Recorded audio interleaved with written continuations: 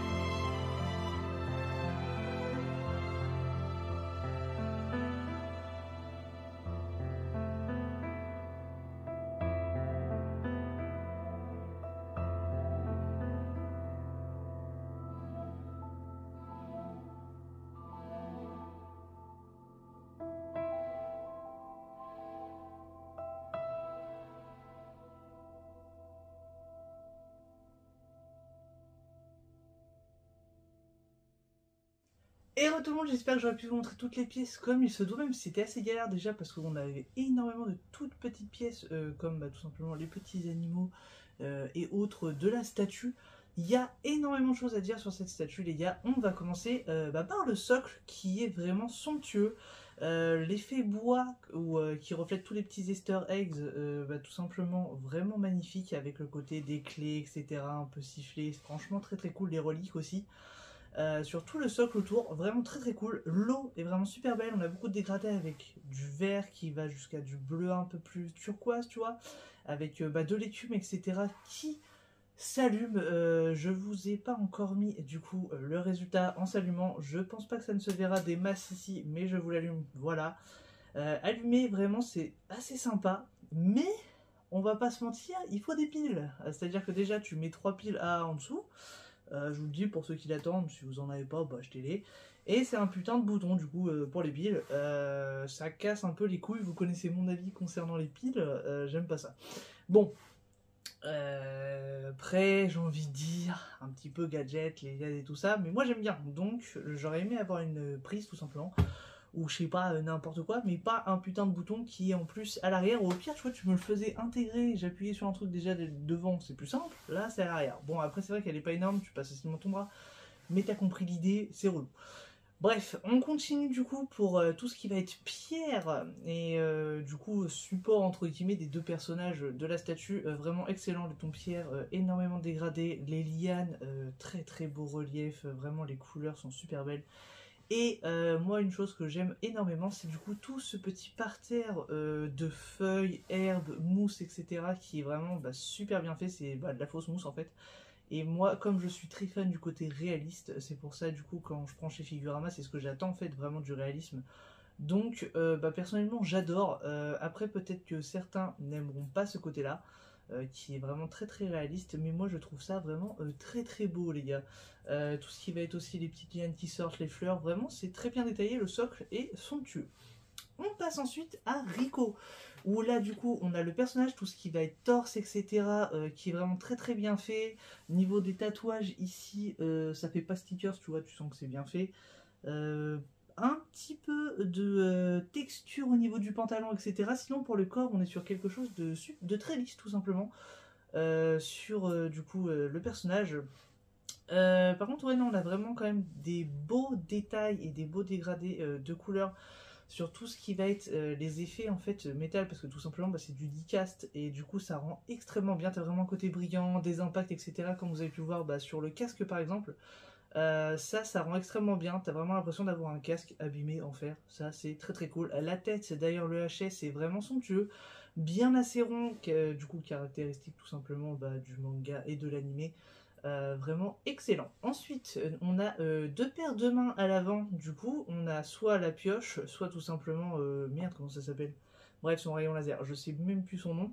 Ça fait un moment aussi que j'ai lu la saison 2 là. Mais bref, du coup, on a soit la main, comme je disais, en fait, où on peut mettre les LED tout simplement, sauf que c'est encore un autre petit bouton bien casse-bonbon, on va dire, avec des LR41, tu sais, les petites piles rondes.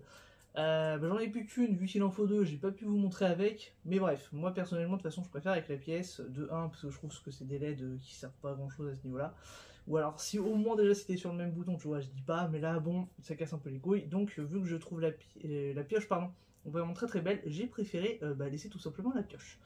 Ensuite, la cape, bon, comme 95% des gens, je n'échappe pas à la casse, malheureusement, sur tout simplement, je sais pas comment appeler ça, on va appeler ça la pièce marron de la cape juste ici, donc elle est pas bien mise là, parce qu'en fait, elle tient juste en équilibre, je l'ai pas recollée haute, parce que j'attends de voir avec le SAV.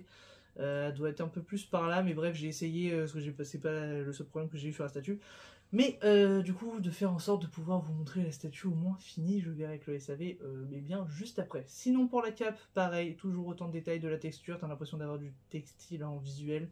Vraiment très très cool, ça fait effet cuir un petit peu sur du coup les lanières. Très très bien fait aussi à ce niveau-là, rien à dire du coup sur le personnage en tant que tel, moi je le trouve vraiment super cool. Ensuite on passe à Rico du coup les gars. Vraiment j'adore tout simplement le personnage. La pose et tout en mode à descend, vraiment très très cool. En mode Rek qui essaye d'attraper avec son bras derrière, c'est vraiment super cool. Pareil, du coup, pas trop de texture entre guillemets sur tout ce qui est partie du corps, etc. Mais dès que tu arrives sur la veste ou tout simplement les autres parties, c'est quand même assez texturé, mis à part du coup pour le pantalon et les bottes en fait, qui sont plutôt lisses, même si du coup sur les chaussures en tant que telles, là, à ce niveau-là, tout ce qui est un peu effet métal et autres, on a quand même les impacts, etc. qui sont gravés. Vraiment excellent sur ça, rien à dire. Les couleurs, c'est propre, pas de débordement, vraiment très très cool. Ensuite, on passe à sa tête qui est vraiment très très cool avec ses petites lunettes. Là, vraiment, ça rend très très bien. Pas de verre, ça c'est parfait, parce que s'il y avait eu des verres, ça aurait été un peu étrange par rapport à l'anime au manga. Le petit casque, du coup, t'as vraiment l'impression d'avoir un petit casque d'explorateur plutôt en textile, vraiment très très cool. L'effet des cheveux est assez sympa, même si je trouve en fait que les cheveux, t'as un petit peu un effet pâté à l'arrière des cheveux. Bon, après, une fois exposé, c'est pas le truc le plus important. D'ailleurs, j'ai oublié, normalement, il devait avoir des LED, je sais plus si c'est dans le cadre des casques. Il me semble que c'est sur Reg, mais bref, il devait avoir des LED, sauf que ils ont fait de la merde aux usines, du coup ils vont nous renvoyer des tels plus tard. En bref, du coup, il n'y a pas de LED. Ensuite, le sac à dos que tu es censé accrocher au personnage. Eh bien, personnellement, je ne savais pas trop comment le faire, donc je préfère le laisser pour l'instant sur le côté en attendant de voir, vu que je viens tout juste de la réceptionner, tu vois, de faire un peu plus gaffe. Mais normalement, tu es censé pouvoir la mettre vraiment en mode sac à dos, tu vois. Et j'ai aussi une petite case, du coup, au niveau des lanières, du coup, du vêtement, tout simplement de Rico ici,